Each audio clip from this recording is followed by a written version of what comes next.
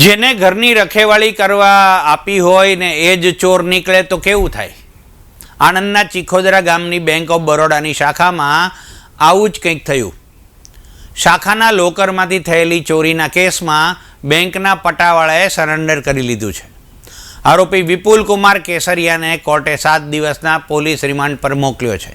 બેંકના પટાવાળાએ લોકરની ડુપ્લિકેટ ચાવી બનાવરાવી, તેણે માસ્ટર કી અને ડુપ્લિકેટ ચાવીનો ઉપયોગ કરી લોકર તોડ્યું અને સાફ કરી નાખ્યું.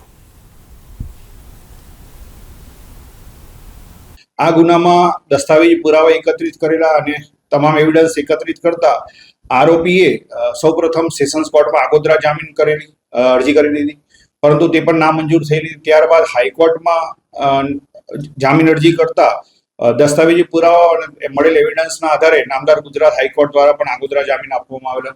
ત્યારબાદ સદર આરોપીએ નામદાર સુપ્રીમ કોર્ટમાં પણ આગોતરા જામીન માટે અરજી કરી લીધી, પરંતુ એકત્રિત કરેલા પુરાવાના આધારે નામદાર સુપ્રીમ કોર્ટે પણ તેઓના જામીન મંજૂર કરેલા નહીં અને તેમને 2 વીકમાં સરેન્ડર કરવા માટે સૂચના આવેલ. જે અનુસંધાને આરોપી વિપુલ કુમાર વિનુભાઈ કેસરિયા તારીખ 20/3/2025 ના રોજ LCB સમક્ષ સરેન્ડર થતા આ ગુનાના કામે તેઓની ધરપકડ કરવામાં આવેલી છે અને તેઓને નામદાર કોર્ટમાં રજૂ કરી તારીખ 27/3/2025 ના દિન 7 ના પોલીસ કસ્ટડી રિમાન્ડ મેળવવામાં આવેલા છે.